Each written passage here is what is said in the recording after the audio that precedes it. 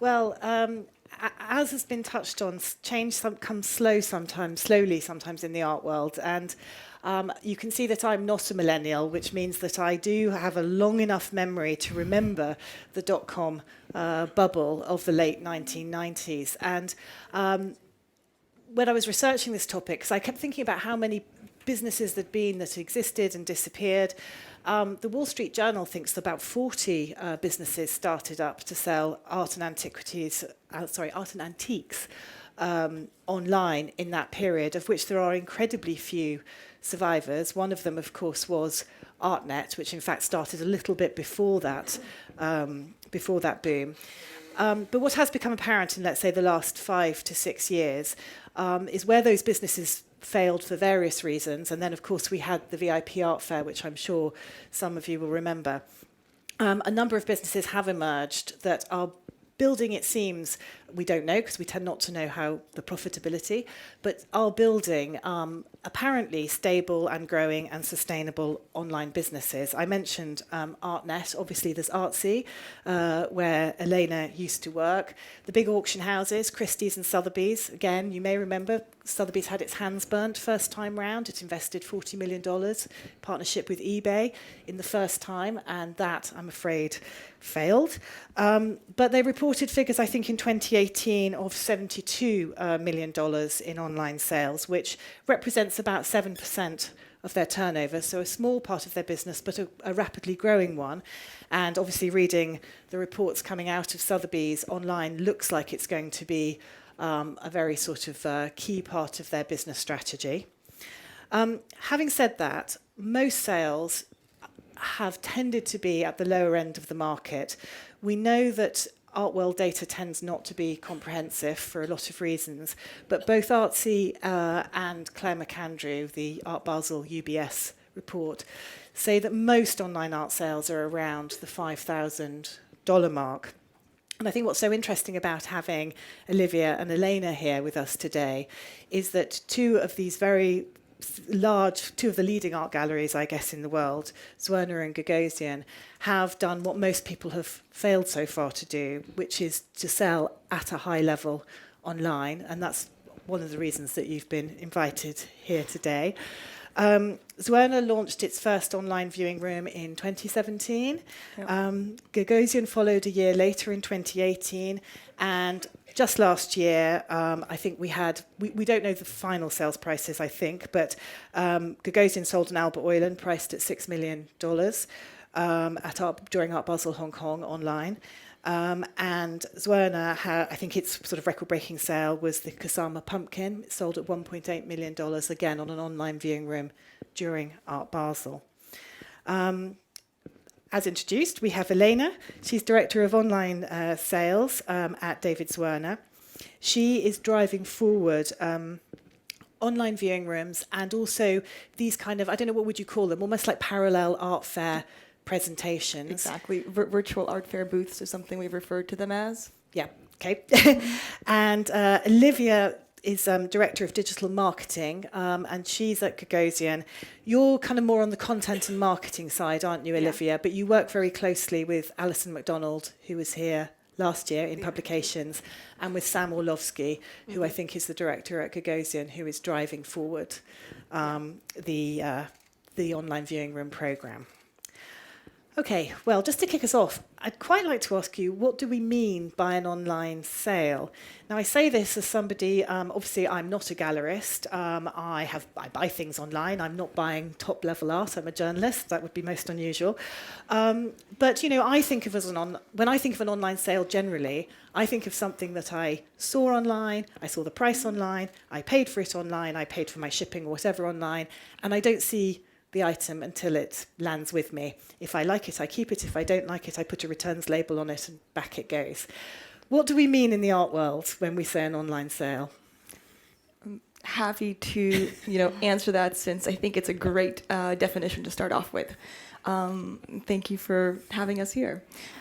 We all know that I think a majority of sales at a gallery now go through PDFs and JPEGs. And I think that in the way that our gallery thinks about online sales, it's really sales that are driven through the inbound channels of our digital efforts.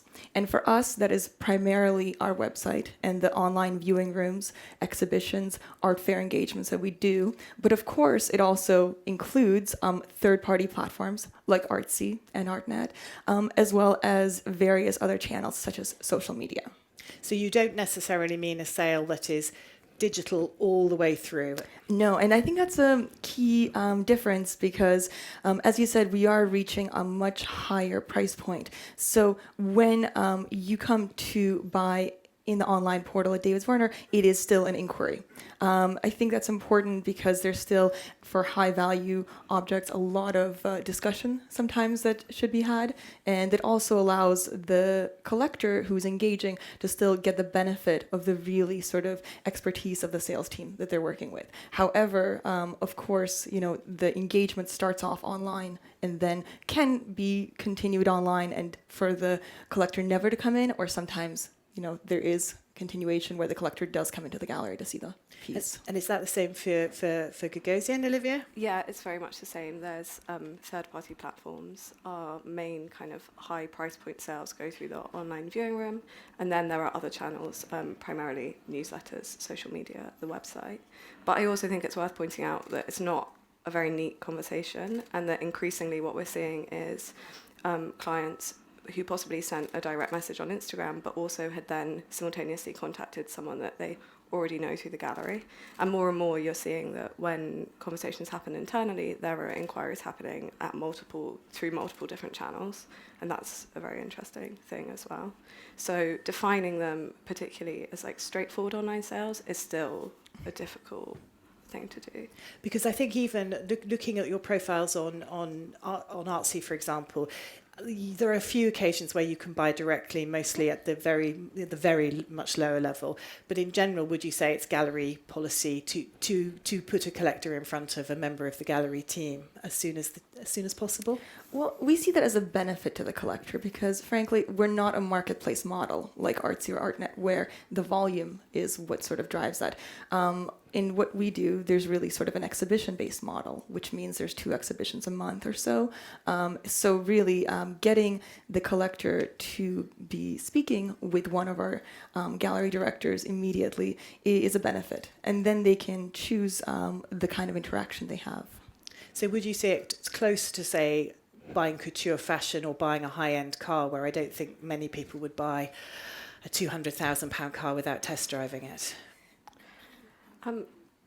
That's a little bit more complicated. I mean, at Gagosian, we also have an online shop, which Tim mentioned, and that's very much more on the e-commerce side, although we do sell artists' editions and have a very big rare books department, and that's a huge part of what we put out in newsletters, for example. And then there's the higher price point. And actually, for the majority, I mean, I think almost all of our online viewing room sales, the works were never seen in person before they were bought. So it kind of, there's not, it depends, I think, really. It's definitely this hybrid model, I think, and that's something that before everyone was trying to make a very distinct of, whether it was going to be e-commerce or in person, and I think collectors just expect a very fluid experience. Mm-hmm. The question obviously on the board is, are galleries prepared? How much do you think you are playing catch up with the big auction houses like Sotheby's? Do you think that you're behind the curve, or do you feel like you are ahead of the curve because of what you've achieved so far? Do you want me to? Great. So I think as an industry, the art world is certainly behind many other industries. And, we're looking at real estate, finance, luxury. So I think we have a lot to learn. However, part of the reason I joined the program was because David Zwirner was the first one to establish an online viewing room and really sort of does see it as a space of investing for our artists and our program. So I do feel that that's been significant. And what I'm seeing in the last year is actually the industry adoption is really happening. And so what we're seeing is a lot of galleries of all various sizes experimenting with their own online sales models. Yeah. And Olivia? I think very much at Gagosian, one of the driving forces behind setting up an online viewing room was, I mean, Larry was an early investor of Artsy, and the gallery had been watching that develop and also watching what was happening in the auction houses. And we decided during the first online viewing room to see really what kind of innovation and progress could be made at a much higher price point. So the first online viewing room that we did was experimenting with works between $100,000 and $1 million. And then increasingly up to the Albert Olin that we sold during Art Basel Hong Kong, it's like a much, much higher price point. So I really think that although generally the art world possibly is behind lots of other industries, I think what Gagosian is really trying to do is like innovate and really experiment at that level. And each time we've done an online viewing room, we've, slightly different model, slightly different format, different works, primary, secondary. We've really been working towards that. Yeah, and I think we might go through that a little bit more later. Can I ask, in simplest terms, why are you doing it? Are you doing it basically to make money? Is it experimentation? Are you concerned that the gallery as a business will fall behind if it doesn't embrace new technology? I mean, what's the kind of overriding reason, do you think, that the people at the top want to invest in this? For us, it's the same reason that we do everything else at the gallery, and it's ultimately for our artists. They are the sort of North Star of everything that we think about, and that is why I think the approach that we take with sort of looking at online through the perspective of exhibition making is distinct and really sort of unique in the space. For us, we try to do something that's, 20 shows a year that are led through this process of working with our artists to see what facet of their practice is not represented through the physical exhibitions that we do. And is there opportunity to create something that excites them? And I think that that's sort of been a key driving goal. Of course, on the other hand, we are also serving collectors. And I know the talk beforehand summarized great points about millennial collectors, and what we're finding is certainly it's a great channel for us to engage with new collectors. And we see about 40 to 45% of inquiries that are coming through online for us are those who've never contacted the gallery before. So it's really a key source of connecting with new collectors for us, as well, of course, as reaching very global audiences. Olivia, what's Gagosian's driving motivation here? I mean, working with artists is obviously, the fundamentals of what the gallery does. But I think artists are very interested in the online space because of the potential reach and the potential international reach, and also the ability to tell stories about their work and what they're doing, the practices online. And really, traditionally, I think artists wanted, to have a print ad, a long time ago, a print ad in like the New York Times. Whereas now it's like, you really do want to be able to put your work on a platform in front of, Gagosian has 1.8 million social media followers. It's a huge audience organically. So that's very, very important. And collectors, one of the main reasons why we started doing an online viewing room, it was that we wanted to do them around like art fair moments. So the online viewing rooms tend to open a few days before a major fair and then close a few days after the fair. And I think the thing that people started noticing was art fair fatigue, and that people weren't attending the fairs. And by therefore offering works that were exclusively online, we were able to reach people that potentially had decided not to attend a fair. And so that was another driving force behind. So perhaps this is a good point, just for people who don't know about the two strategies of the different companies, maybe just to run over the kind of the overall sort of spread of online that you do. Starting with you, Olivia. So you have third-party platforms. I think you said that you're on Artsy, Artnet, Ocular. Yeah, those are the main ones. Okay, and but I had a look at that, and again, mostly there's a lot of inventory on there. Really, only at the cheaper end are prices put on there. And I think, do you actually sell directly, or do you always encourage people? It's always encouraged, but it's not actually particularly low level. There's still inventory of like a much higher price. Oh, sorry, what I meant is the prices were only disclosed. I could Yes. I could see there was inventory at a very high level, but you only put Yeah, the only put the low level prices generally, on. yes. So you've got some low level. You've got a wide range of inventory with those players, but only priced at the lower end, that's visible at the lower end. The Gagosian shop is interesting, though, that Tim mentioned earlier, because again, you have a wide range of goods on there. From, I think you said cards was the least expensive. Postcard. But I noticed, like, I saw a really nice Richard Archfarger poster on there, but that was an inquiry. So what's the kind of range that you're selling on the Gagosian shop, and what's the point of that? I think the Gagosian shop has been around. I think the physical store was opened in 2009, and then the online shop followed fairly quickly. So it's something that the gallery has been working on for a really long time. And the price point, I mean, we do actually list prices in newsletters up to sort of $30,000. That's something that does happen. I think a lot of the reason why the online shop, for example, if you found a rare book on the online shop, you would then be put in contact with our rare book specialist within the gallery, and that's again about expertise, about having a discussion about the work and someone who really knows about it. So there's like varying strategies, but obviously the Gagosian has a huge publications department, and I think we're over 500 books have been published by the department, and the online shop is a very good way to be selling those, as well as artist editions. The more that artists are collaborating, that offers a platform for us to sell Sterling Ruby's fashion line. There's a huge variation of what's on. So you bought in quite early, didn't you, to the idea that you would really like people to be able to walk out with something? Yeah, I think that's, and yeah. I guess what people probably hear most interested there is the strategy for the online viewing rooms. You've done 4 of them. Yeah. I wonder if you could just talk us through the different thinking, because they've all been different, haven't they? They have all been different.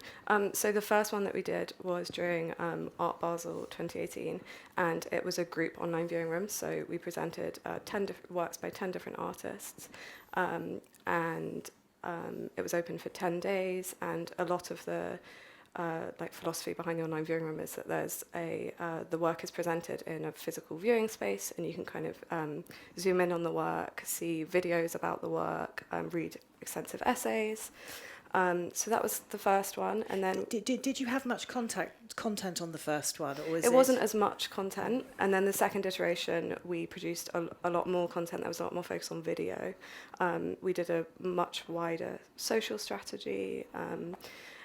And there's like 24/7 assistance, so you can contact a member of staff via the portal, and the conversation then continues on email or in person. Then the third online viewing that we did was the Albert Oehlen one. This was a solo booth, so we presented one work. It was a 1988 abstract work by Albert Oehlen, and that one we really produced even more content. There was historical analysis on the site, market analysis on the site. We produced videos, which were members of Gagosian directors having conversations about the market on the one hand, and also the history behind the work on the other. And I think what that really did was allowed people who were online to see the kind of conversations that you would be having with Gagosian staff, in a gallery space, and that was very successful. And then the most recent one that we did was for Freeze London, and that was with Sterling Ruby, and that was a collaborative project, and the whole online viewing room was curated by Sam Olofsky from Gagosian, and then Sterling Ruby, and there were 14 works in total. 7 of them were primary market works that had come straight from Sterling's studio. And then he had selected important historical works to present them alongside that had been a big influence on his practice. And through that online viewing room, we interviewed him, and he told an audience a huge amount about his work, and obviously he works across a variety of mediums, and it offered him the platform to speak about all kinds of work that he's producing online. So we've kind of been like innovating and changing the ways that we're doing it. So would you consider it quite an experimental strategy, or are you finding that there's a model that's already working much better than the others yet? We're finding patterns, yeah, but which perhaps we could explore a little bit later. maybe. Elena, again, very similar. You have the third-party sellers like Artsy. Online, you really only sell publications, I think. Am I right? Yep. We have a bookstore. Yeah. But you have been adopting a somewhat different strategy for these online viewing rooms. Could you talk about the two strands? Yeah, absolutely. So we started in 2017, and there have been over 50 viewing rooms so far, about half of them under my tenure. So it's certainly been a different approach. And how we look at it is we call it our seventh gallery space. And it's something I've talked about in past interviews, but I really think this is sort of the best way to think about and describe our efforts in the sense that what we do is we really work with artists, and it starts from a phase of us researching and understanding what is an opportunity to, whether it's bring together a group of works or obviously highlight a facet of an artist's practice. So can I just say, are these exhibitions all primary market, all with living artists, or not? No, actually, and this is amazing thing. It's both with artists and estates. Mm-hmm. Some of them have been curated externally in group exhibitions. Some of them are even with artists we don't represent, but have had, for example, shows with such as Bruce Nauman or Charles White. And so what's been really interesting is really working with each individual artist or estate to try to find what it is that they're really passionate about and really want to bring online. And then, of course, trying to work with them and resourcing it accordingly. And so back to this. And and how long is a run of an exhibition? Because obviously yours are like 10 days. That's got that real sort of time pressure. Do you run them for 6 weeks like a normal show? For the exhibitions that are online, in the online viewing room, we do 5 to 6 weeks. For our parallel art fair booths, which you mentioned, which are around these critical art fair moments, they're also about a week. So they really then they are in parallel to the fair, so it makes sense for them to have that finite time. And are the works on sale there only available online? It's not a copy of what you're bringing to the art fair? So while we present already ongoing for every fair we generally present an online preview, which also sites like Artsy or even Basel themselves bring on there. What's unique about how we've started, and with Basel Online was our really big feature where we sold 3.5 million of art, including the pumpkin, but as well as other many amazing works. It is really that that those are exclusively for our online audience, but the quality of the work is alike to what you'd find at Basel. And really there, it's dedicating that inventory and setting it aside and saying that this is for a global audience, because there's so many collectors who don't necessarily travel to all the art fairs. That's the art fair fatigue that you were talking about. Yeah. And to come back to this sort of idea of the seventh gallery space, in terms of just even how we think about it, and it's important to know that we really resource it accordingly. And so to have all these exhibitions, we need to look at it as a gallery space, much like we do with David Zwirner Hong Kong, David Zwirner Uptown in New York, David Zwirner London. This is David Zwirner Online, and so that really encompasses having dedicated sales assistants, dedicated registrars, dedicated editorial team working on this specifically, which, with having so many shows, of course, doesn't, I think, surprise people, but I think it is important to note that having those, that team in place. And just to talk about, the process of working with artists and estates and how we've really been able to develop this model is really does come from conversations and really sort of offering artists the opportunity of treating this as a space. And I think one important thing is it's not an alternate space to having a physical show. We're not saying David Zwirner is still a brick and mortar gallery. but it is this sort of new space, and artists are very excited, much like you said, to really explore that.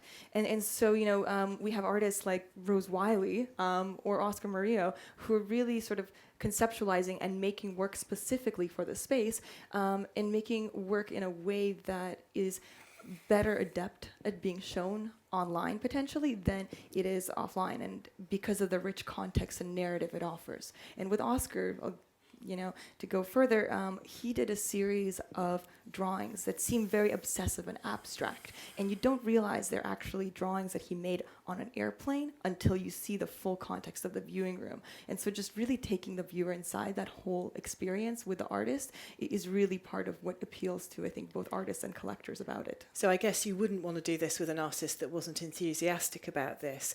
Can I ask, Olivia, with the Albert Eulen, which that work was consigned, wasn't it? Did you have to get permission from Eulen? I mean, what was the process of that? I think generally what we're finding is that artists are slightly less apprehensive or like enthusiastic about working with us on online projects, and consigners are it's slightly more it's slightly different territory. I think possibly there are some obvious points about the fact that a lot of the works that when we're speaking with artists are primary market and they've come straight from the studio, and so artists they seem very happy with the price transparency, which is I think one of the things that Gagosian were doing was making prices transparent at a particular level, and artists seem very comfortable with that. Consigners, it's a less initially behind the initiative, but we've had, great success. But I think that's just often because they possibly only have one work, whereas the artist has a body of work. There are some obvious points about possibly why that is, but we're obviously speaking with artists all the time about these projects. And you don't have any resistance from artists saying, I'd much rather people saw the physical quality of my work? So I think actually what we're finding is that the way that Gagosian is presenting these works online, there are very, very high quality videos, and so you really get a sense of like the texture of work. I do think that's like testament to the fact that buyers haven't seen these works in person, because we're putting a lot of effort into video and also presenting the works at scale becomes very important. I think that's one of the things that possibly in someone who inquires via Artsy has less of a sense of like the scale of a work, and they're far more likely to want to see it in person than someone who's come in from the online viewing room, where the experience is far more superior. And we even translate a lot of those things, which is more where my role sits. A lot of the things that we translate from the website are then used on social. So we're using a lot of very high quality video assets on Instagram stories, on Instagram, paid social ads, like a lot of that. And so people really get a sense for the work itself. That obviously is a big investment, though, isn't it? I make videos as well, and it's expensive. It is, but I do think that there's a lot that you can do that's not. I think people do, sales staff do take, photos of works on their phone with someone. Scale, it's something that's like very well established in the art world. But so you can do it at a different level. But I do think we've had great success doing it. Well, to add to that, I think that video it is so uniquely, well adjusted for online content, obviously, and artists are really excited to take the viewers inside of their process, because often what you see within a gallery setting is just the end result, and they're actually just thrilled to show you how it's made and the whole story and narrative behind it. I think a lot of artists actually really enjoy that aspect, and I think to sort of really sort of agree with what you said there, that for them, because we're not taking shows away from them having physical work, we're just saying this is an additional space, and so they want to create work that potentially has extra concept or extra narrative quality that they see is actually uniquely better positioned to be online. So if the artists, you mentioned the fact the artists are very comfortable about the price transparency, because that's been something I think anyone who's ever gone to an art fair as a reporter will tell you, that the reason we're often told that we can't find the prices at is because the artists are very resistant about this. Do you think this is more an issue of just art well practices? I think that that's something that has been an evolving issue, and I think young collectors just are changing that game. It's been transparency now with all the information we have available. It is something that we expect, and galleries have to adjust. And so with every online viewing room we've done, we've posted the prices, and whether the works are under 10,000 or just below 2 million, so you can see it. And I think it's actually very educational for collectors who are new to the market to come in and start to understand this, because it just takes some of the intimidation factor out. It also shows you that even large galleries like ours have a lot of works which are in the few $1,000 range, at least for us, and I'm sure in the gift shop you could also find that, and really gives them confidence. Let's talk a little bit about the collectors.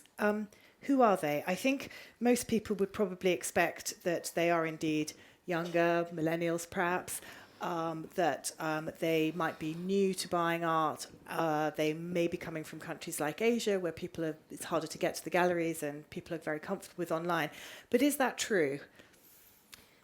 So from what we've seen, there's no single collector demographic. And I think that's very important to point out, because obviously while we have started, trying to find sort of what are the patterns, and a lot of people discussed in the earlier conversation that there's a very younger audience. I would say for us, we have collectors who are coming in through Instagram and buying their first, Josh Smith monotype at $2,000, and there are those, top 200 collectors coming in at a very different level.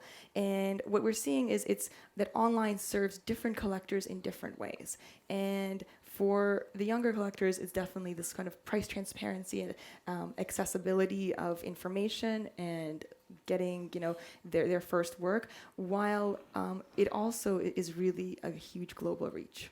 And I'll elaborate there in the sense that of the 15 most valuable works that we've sold online, all have gone to collectors in cities we don't have a gallery. And that clearly shows that we're serving those collectors who, it's not that they're choosing not to come into the physical space. They don't have the option to do so. Do you think they're just time poor? And also just don't have the ability to not necessarily be, traveling to New York or Basel all the time. And so those kind of cities that collectors are coming from, San Francisco, Toronto, Houston, Antwerp, Singapore, Tokyo, it's amazing. But it's really, that's, I think, also a little bit of what the prior panelists were talking about, that online really extends your geographic footprint and really serves that higher end collecting community that's, very broad. Olivia, you're obviously specialising in marketing, so I'm guessing you know quite a lot about audience motivations. Why do you think people would prefer to buy online? I mean, not everyone do, and we'll come on to that, but why do you think this is suiting customers? It kind of completely depends on what kind of work we're talking about and also where it's been marketed. So a lot of when I arrived at the gallery, one of the first projects I was involved with was like the Murakami Abloh show in London. And so there was a lot of, there were prints and T-shirts, we did flash sales. It was like a kind of different kind of marketing for a different kind of audience of like newer, younger collectors. We mainly promoted on Instagram. I mean, you're working with two people who have enormous Instagram followings, so it's slightly different. So there's those collectors that we're talking about, and then there's the online viewing room collectors, which is obviously a different bracket. And I think with that, we're seeing the data set's still small, which I'm sure is what is happening across the galleries. But what we're seeing with the online viewing room is that sometimes they're new collectors who are possibly known to the gallery but haven't bought, and might follow us on social or be signed up to our newsletter. And I think maybe that's. And then there are some who possibly haven't bought for a long time through the gallery, but they might have a contact at the gallery who they haven't spoken to for a while, but they've possibly engaged in a meaningful way. And I think activating those collectors is possibly quite an important part of online. And that's very much done if you've got a big audience, which the gallery is lucky enough to have. you're more finding that you're kind of tapping into people who do actually know the gallery, know the brand, know the artist very well, and that's almost what's happening that we're finding. Presumably that's also because at this much higher end, I mean, we are talking about a very small number of people, aren't we? Yeah, and I think to the point of, data sets, one thing that, someone also with an economics background will point out that it's really sort of, we shouldn't sort of draw large conclusions, because everything I've seen, it's really driven by the inventory, and actually dependent on what is the inventory you put out there is the kind of audience you get. And so creating an average of that is really, for us, has not been a valuable insight. Did you find, I mean, at the beginning, I think people noted with Zwirner that, if you're selling something like that's very recognizable, like Donald Judd or Kusama, that is probably easier for people to buy online. I wondered if you sort of signed up to that point of view, but it seemed to me that if you've seen an artist's work a lot, you might have seen it at exhibitions or you've seen it at art fairs. I mean, pressing ping isn't quite so scary as maybe an artist whose work you don't know. You know what, that is the hypothesis that I also had, and generally we have seen a lot of those artists have a strong, obviously, interest, but I've been really surprised, and bringing the exhibition of Bill Traylor, for example, online, had an enormous response, and he was an artist that we had not worked before. We did a show with him uptown this fall, with his works from his estate, and it's just been. It was incredible, the kind of response we got. It's totally unexpected in some ways. And the artists that get the most interest and inquiries are not necessarily the biggest names that you'd expect. Although, of course, there is an audience for that. Can you share any names? Well, like I said, Charles White was an exceptional viewing room, and that was great, and some of the works that we did there went to actually institutions, which is incredible to be selling online and works ending Well, I up. was surprised by that when we talked about this earlier, that you have actually been making sales to museums online, which was, how's that happening? Why is that happening? If you have the right works, I think, and the sort of, again, broad reach, it becomes a place where all types of collectors, institutional trustees, whatnot, come and look to you. The other thing is that we've really communicated to our collectors that if you want to see our whole program, it's not just the 6 gallery spaces. There's this online portal, and they know that that is part of the gallery exhibition program. To a point that actually, when you walk into our New York space, there's a vinyl listing of everything global, and for online, there's a listing there. And I think that sort of shows the kind of commitment and dedication that we have. I was interested looking at some of the surveys. Now, again, I keep repeating this thing about small data sets and not complete data. Nonetheless, I think Hiscock said that the things that motivated people were things like same quality of art, quality of navigation, reputation of the seller, price transparency was very important as well. Amongst the people who bought online, though, and I think this figure came from Arts Economics, only 12% said it was their preferred way to buy. What do you think are the barriers to people buying online? What have you got to change?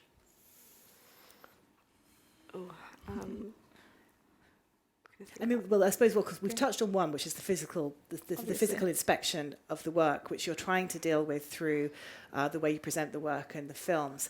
I think one of the things that people are always going to be concerned about are issues like provenance, authenticity, reputation. Well, I think they're having a brand is obviously a strong advantage, and the fact that we are the primary representatives of many of the artists which we show, and that we have obviously a reputation within the art world, and we're at fairs and people know of our brand, obviously gives them sort of trust and assurance. And of course that, when you're buying works of Kusama or Donald Judd, you want to make sure that the provenance is there, that that you want to know that the quality of shipping and handling, and as well as just sort of the art historical narrative that you get, and that the salespeople are educated in that way. And so I think that offers obviously huge benefits. Clearly, I think that online is still a new channel to a lot of collectors, but from what we've seen, it's not a resistance. It's rather that they might not be aware of it, I guess. But, it's, again, it's different from the report there. Yeah, and also, to be fair, most people are not offering sales, openly priced. The question will be, will those statistics change? I guess if people are doing it more often and it's just a more standard practice that you can say, as we've been talking about repeatedly, the issue of price and seeing the work and being able to see it well. Can I ask a little bit about the way you organise your teams and how many people are involved? Obviously you're both significant galleries, 200 to 250 staff, your big operations. How many people are engaged for Zwirner in the online operation? That's a tricky question because, of course, there is the online sales team, as I mentioned, which is my team who do these incredible exhibitions, and it feels like we're still sort of a small startup within this much bigger entity. In the New York office, I'm guessing? In the New York and office, what, like exactly. 5, 6 of you, something like that? Exactly, so it's 6 people. However, we also rely on the resources of the marketing team, the technology team, obviously the photography and video teams. And so while those are not strictly online sales, they support everything online sales do extensively, as well as they support everything that the exhibitions program around the world. So it's really, there's not a clear answer because of this. And I don't know if you'd have a similar... I think rather than, I think what's quite interesting about the way that online sales has developed within the gallery is that it's been very much driven by Alison and Sam, and that's someone. Alison is publishing director, and has worked on establishing the Gagosian quarterly magazine, and then bringing the magazine online and driving videos. And then there's Sam, who's got a huge amount of experience working with artists and is a sales director, and then more kind of my team side of things is the digital marketing side. And so it's been very much driven by a combination of like what I'd say is sort of very solid Gagosian like pillars of the business. Like it's very important that it's that the projects that we're doing online are content rich, and so again I think it's difficult to define. Everyone that works within the gallery is sort of very aware, works digitally, has to be aware of the promotion of exhibitions and their artists' online presence, and even sort of Google searches. People have to be aware of these things. So everyone is of a fairly. But are you under pressure to deliver, let's say, large sales targets? You're obviously quite small groups by the sounds of it within these big operations, or are the gallery judging your success in other terms? I mean, what are the sort of measures of success that you are trying to foster or meet? Success for us is our artists being engaged and wanting to exhibit in the program of online. So I think that that's sort of reflected in the goals that we set out, because it's not necessarily, while the price ranges, it's not only sales driven, because we want to be able to use this as an experimental space and have a viewing room maybe of one piece or just very non-commercial entities that we feel, should be shown, and that artists feel that they want to bring that part of their practice to the audience. And it is, our goal to fully support that. And so, of course, it is a sales platform, and as a gallery, our responsibility to our artists is to support them in a commercial sort of way and make sure that, that there is sort of, they have livelihoods. At the same time, I think that for us, success is sort of a broader concept, which is artists first, but of course also just the level of engagement that we have from our audience. And so you're counting the amount of inquiries, for example, and of course, yeah, inquiries and views, and for us that sort of, it's important metrics. Yeah. What about for Gagosian? I mean, I'm sure it's the same, that there are metrics that are very much not about sales, about how the artist feels about the content that's being produced, whether they're happy to be involved. There's sales, and then there's the metrics mainly that I focus on, which is about engagement, reaching new audiences, what we're doing in terms of like digital advertising, new contacts, how many people have read our newsletters. They're metrics that are important across all businesses, because everyone has an online element. So It completely varies, and we look at lots of different metrics to measure success. Yeah, okay. But as I say, with the kind of the sales are clearly, you've achieved something very interesting, and the sales are something I'm sure you're looking to grow. But it would be fair to say at the moment, wouldn't it, that this is probably a fairly small slice of the gallery's turnover. So, I mean, we don't talk about sales and, those kind of terms, but I think one public number we did put out there at the end of the year is we had 400% growth in terms of the sales value and 160% growth in terms of inquiries, which gives you an idea as well just of, we've really, I think you referenced some of these reports and the average sales price being, 5,000 to 10,000. And what we've consistently seen is that while within our viewing room, the price range has been from, $2,000 and less to almost 2 million, we're really seeing a much higher average price than what the reports are sort of showing. Yeah, and I think also a lot of the reports say that most galleries, it's about 6% of turnover is coming from online. But again, I'm guessing that both of you are imagining that that is going to grow significantly. I mean, would you be surprised if in 10 years' time we're still around those kind of numbers? Definitely. I mean, auction houses are, one industry benchmark that I think we can all look to, wherein I believe it's about 25% of the lots of a total auction house right now for Sotheby's Christie's go through online. Of course, for value, it's different. I think it's about 7 for Sotheby's or 8. Exactly. Moment, yeah. So, but it's of course natural that it's going to grow, and I think that if anything, one of the things we've seen is sort of the collectors are getting more and more on board, and as you can hear from us, the artists are more and more willing to take that risk because they're able to, and it's really sort of the traditional art world establishment, I would say, that's still we're trying to win over, in that sense, what we've been doing, for example, is bringing new work that artists are putting together, curated exhibitions online. They haven't entered yet into that sort of critical discourse. And what I'd love to see, happen in the next, I don't know how many years, but is that the industry responds in a way that acknowledges that. I mean, a few years ago, people were talking about sort of Netflix and streaming, and whether that was something viable that is eligible for awards or is eligible for reviews. And now that's not even a question. Now I think Netflix Studios has something like 20 Oscar nominations. And so what I'd love to see is, how long does it take, and what does it take from our side for the art press, many of who are here, to start thinking about this as actual shows, because the artists are. Well, that's a challenge to some of us in the art press, and also some of the traditional art world. I'm sure some of us are in the traditional art world. So this is probably quite a good time to go out to questions. Would anybody like to ask Elena or Olivia about their online experiences? The lady over here. Just here.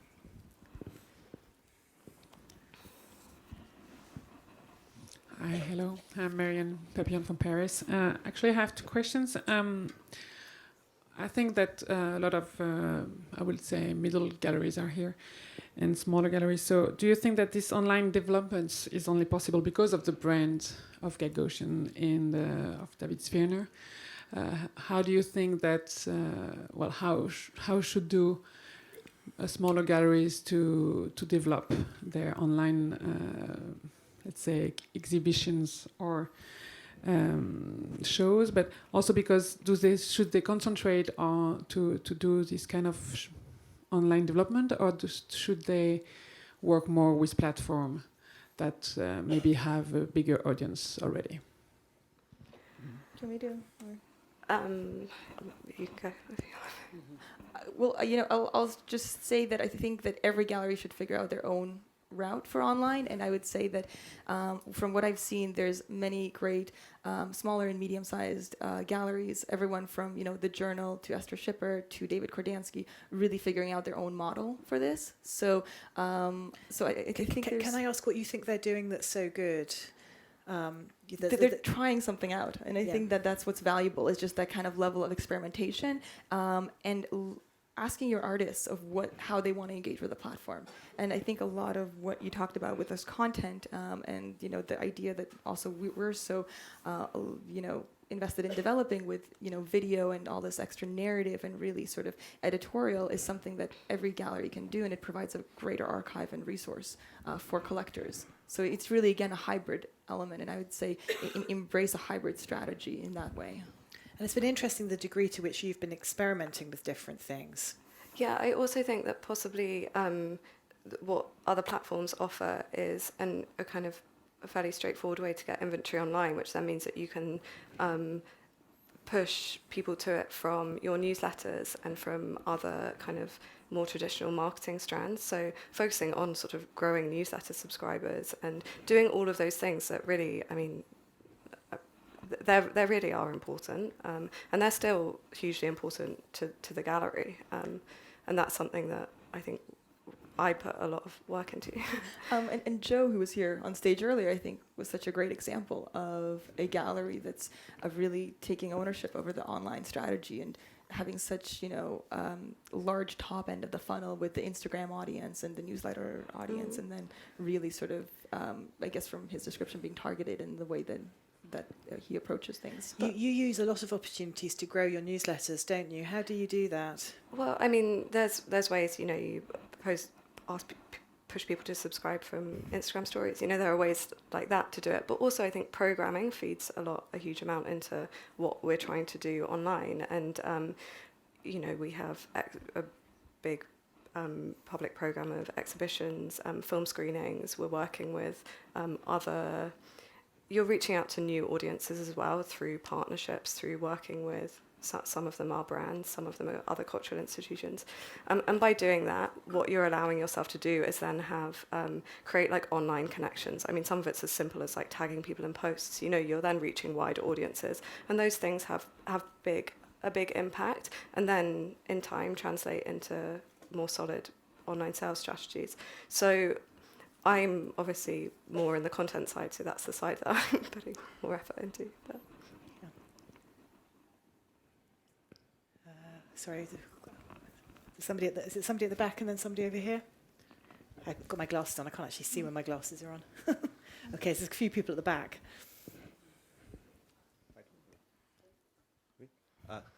Hi. Hello. Andrew Goldstein, editor of Artnet, and I just want to say this is a fascinating field that you guys are working in. You're obviously the pioneers into what is going to be a big part of the future of the art market. So, Olivia, you mentioned before that some of the hesitation that you're seeing is coming from the consigners. And actually, that reminded me that I was just in Taipei Dangdai a couple of days ago, which is kind of incredible to think about. And I was in the Zwirner booth, and I saw that there was this beautiful Raoul de Keyser on the wall that I was like, where do I know this from? And I think that I recognized it because it was an incredibly memorable video that the artist Harold Ankart had done, where he said, whenever I see Raoul de Keyser, it makes me want to go to my studio and paint. That's an amazing quote, by the way. It was an unforgettable video. And that makes me think, okay, so if you are doing these online viewing rooms and you're putting work up on the internet for a huge audience to see, I mean, particularly with something like the Albert Erlin show, where you've got like one work that is getting a huge amount of attention, how do you kind of hedge against the idea that this thing gets burned? Is there a way that you can, have a guarantor perhaps who's ready to step in? Are there mechanisms to prevent that an artwork of that caliber from not being sold? And then the second question is, what is the philosophy towards archiving these kinds of sales? Because I don't think there's much archiving of previous sales. The first question, I don't really work in like straightforward sales, so obviously didn't deal with the Albert Olin consignment or anything. But I think that with that project in particular, there was a lot of market analysis that was published as part of that online viewing room. So we published a lot of data. There were a lot of graphs included in that about Oland's market and the strength of the market. And the gallery was obviously very behind the idea that this was a great painting at a great price at the right moment. And I think, I mean, there was a sale for 7.9 million at auction for one of Oland's works in June, and it really did continue to rise. And I think that the gallery had great faith in that, and that it was really a strong work to be presenting online in a solo booth. So I think that's really the kind of story behind that particular project. And in terms of archiving, I don't know if you want to... Yeah, so for us, we do keep our viewing rooms online after they have closed. So we do remove the pricing information. So while the viewing rooms are live for the 5 to 6 week period, pricing as well as availability. And I think that's important because if something's on reserve, you see that. If something is sold, you see that in the viewing room. But after it closes, we keep the complete archive, but remove that sort of pricing data. And I think at the moment you don't or I'm sure they're archived somewhere, but they're not on public view. No, so the gallery it's like a completely separate microsite, and so it's separate, and you visit it, and it's not archived. You can't access the kind of inventory of works, but I mean they're fairly widely published. What we presented. I will add one more thing that we've actually found from several viewing rooms that have happened in the past. We continue to get weekly several inquiries because we leave and inquire. And for Neo Rausch, that's been so incredibly successful that, we continue to see sales and inquiries. And that one, because it was prints, it's something that we actually have additional inventory of, so we can offer it to clients. So you're basically getting a benefit from leaving it up. Can I ask, out of interest, why do you take the price information down? Because, I mean, over the years, it might become different, and so the collector will have a a expectation. Yeah, okay. So, something we've been doing it since 2017. Okay. I think there was a question over here. Is there at the back first, is it? And then here. And then there's somebody at the far back. Yeah, thank you again for another great panel discussion. Talking about reputation, I mean, the question was already kind of asked, because you have a big credibility, so we can see how clients are not reluctant to buy from Gagosian and Zwirner. I just wanted to ask something about, again, like smaller and mid-range galleries. How would that, let's say, affect their reputation, in the sense that before, when we spoke about the young money and millennials, we spoke about introducing art to different aspects, different industries. So if you want like architecture, interior design, a bit of this like Russian constructivist spirit, let's say, where art is kind of like part of life, which is very nice. And we can think of like examples of other crossings, like Diesel, which is a fashion brand, did a very nice collection for Moroso for beds and sofas, and for Foscarini for lights, but that's sold in interior design shops. So like Yayoi Kusama did a collaboration with Louis Vuitton. I guess it was only sold in Louis Vuitton. And I just went on your online shop for Gagosian, and I saw a handbag.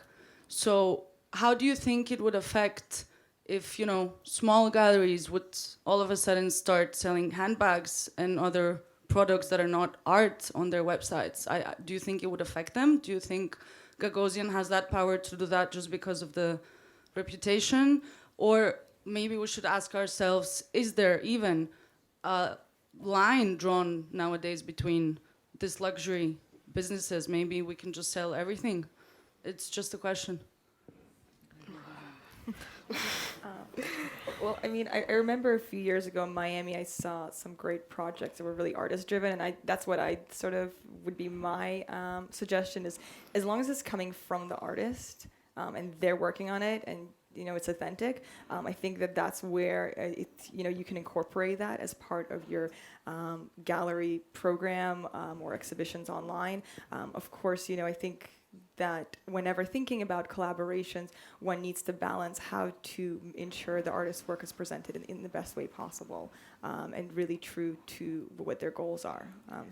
I don't think it's only the large galleries that can do brand partnerships, and I speak from experience because at Artsy, one of the things that I ended up doing in my last couple of years was running artist projects where we would work with big brands, everyone from Microsoft and Gucci and Dior, and really sort of supporting a lot of younger artists and really enabling them to do large-scale projects that they could not have realized otherwise. I mean, we've certainly seen artist design projects with small non-profits. I mean, I'm thinking about House of Voltaire in London. I know that's a non-profit, but it has a very successful shop, which, if anything, I think probably means that people have heard of it. So I guess it's what you do. I don't know. And I mean, it's also about obviously, if an artist has been involved in one of these projects and is making a handbag, they wanted to be involved in it, and therefore sort of want you as as someone that represents them to be communicating that and communicating it well across different platforms. So I think that's very much where Gagosian stands. So I guess there's projects that work and projects that don't. Yeah. It's yeah. Okay, the lady in the front here.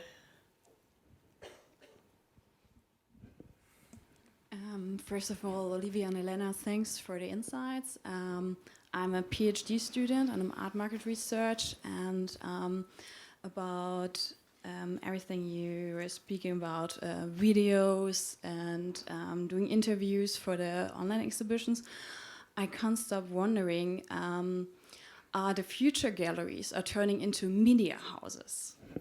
Yeah, it's a very interesting question. So, I mean, I actually do have an editorial background. I worked for Design, which is an online magazine, for a long time. And a lot of that was about, it had a huge readership. And a lot of that was about communicating what architects and designers are doing to a very wide audience who are mainly mobile first. So it was very fast journalism. I do think that those skill sets are attractive to galleries.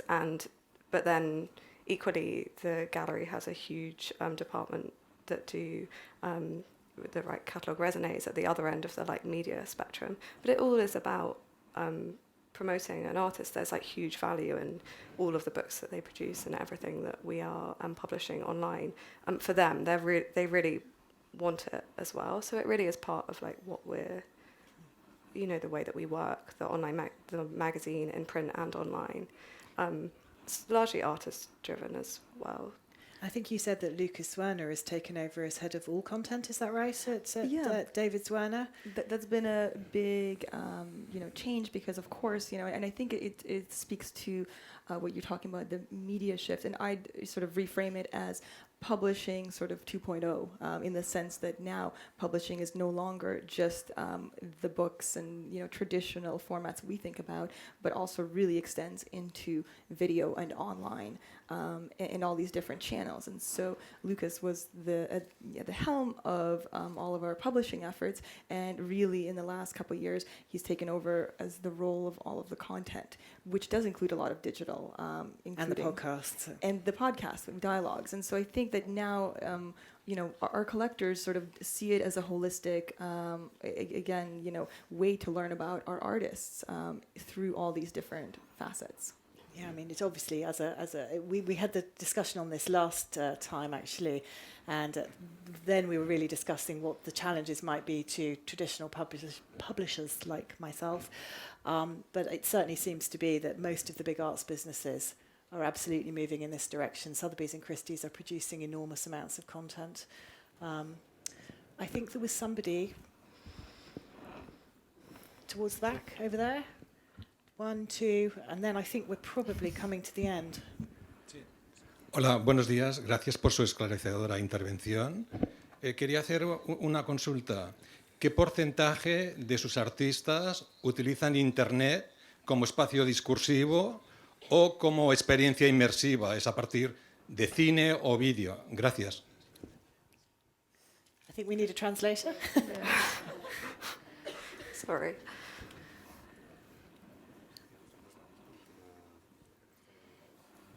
Hold on, please. I think our translator just got it, but not.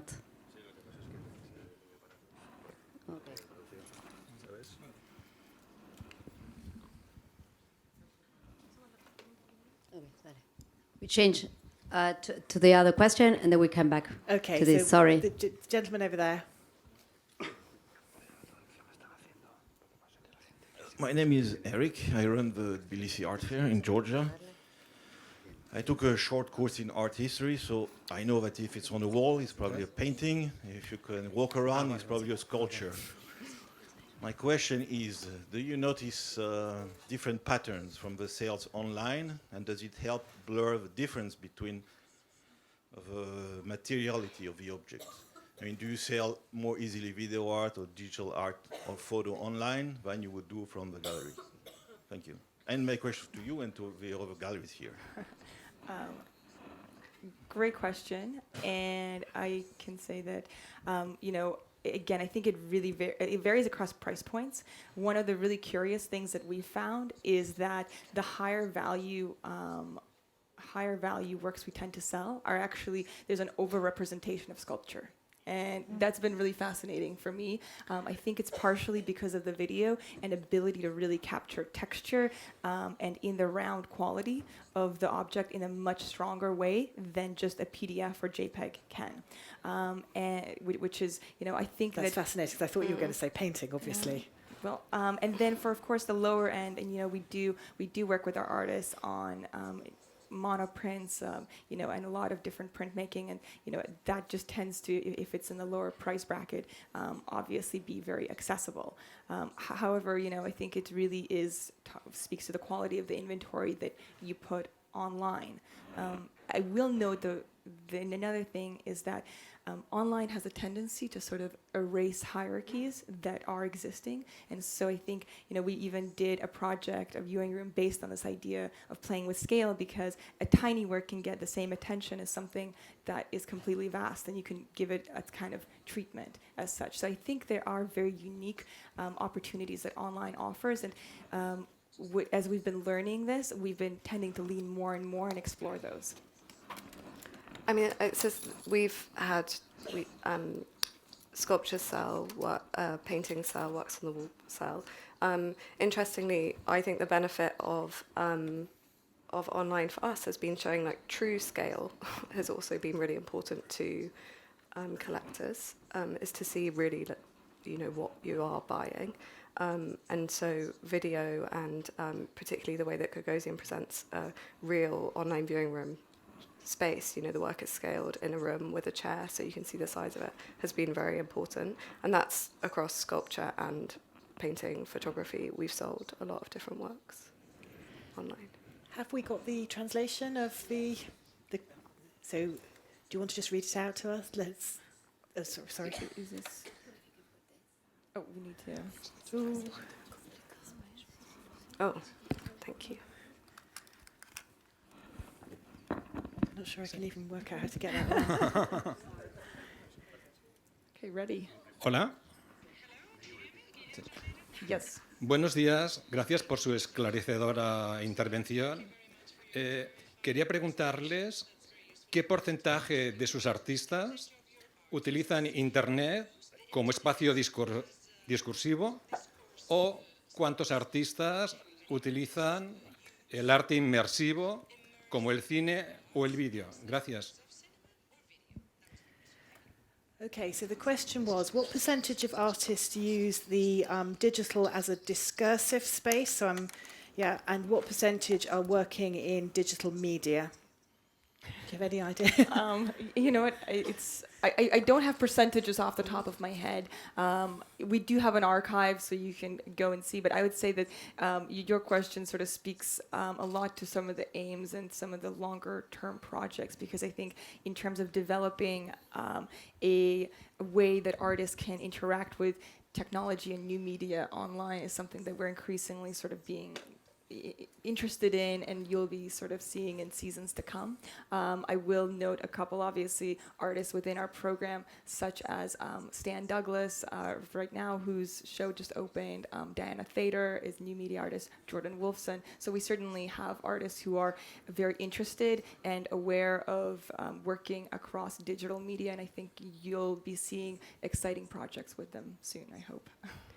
Gagosian represents a very broad range of artists in various different mediums, but in terms of artists using digital platforms themselves, when I meet artists, they always ask me lots and lots of questions about social media and are very, very interested too. I'm sure you get the same. It's just very much part of the discussions that happen within the gallery. And so basically you're helping a lot of them get online. A lot of them are online and very, drive them or their own online presence, of course. But, yeah. Okay, I think we have one last question and then we will wrap up. Okay, my question is the following. Do you plan to use all this data that you collect from your online activities? I mean, using artificial intelligence, machine learning, do you plan for the future years to come to do something with this data? Do you actually collect big enough data sets to do that? Well, again, when I was leaving Artsy, I think that they were just exploring the field. And just to give you a perspective, Artsy has obviously thousands of partners and, hundreds and thousands of works. And so when you're talking about big data, I think that's a better question for third-party platforms in that way. Of course, we're going to be taking feedback and iterating based on the learnings that we have, but I don't think that at a scale of doing 2 exhibitions online per month, I can really justify and call it big data. Well, I hope there's a lot of things different in 10 years, and certainly, I was one of the people who was in SF last week, and I think that our world has a lot to catch up on and a lot to learn. So, so hopefully we'll be learning not just that, but a lot more. If there was one learning tip you'd like to share or something you've done that you'd like to share with the audience, what would be your advice to them for all these people, the smaller mid-galleries who, we all look at your budgets and think, oh, it's all right for them. But what would you like to share with the audience as a kind of final takeaway? I think possibly what I wanted to say was somewhat covered in the last session, in the kind of question that about looking at data and how that informs what you're doing online and in terms of like promotion. And I guess to use it, but also to exercise caution in many ways about staying true to your programming and your artists. And I think that really for me is something that that we're really trying to do as well, simultaneously as like assessing things. And so that's probably the thing that I would listen to your audiences, but don't be so hidebound, because people can't really imagine what they haven't already seen. Yeah. So, Elena? For me, the kind of mantra I would share is something I kind of keep going back to is the best way to predict the future is to invent it. And I think that sort of mentality is what everyone should bring to the online space. So constant experimentation. Yeah. Okay, on that note, thank you very much to our panellists, and thank you for many questions.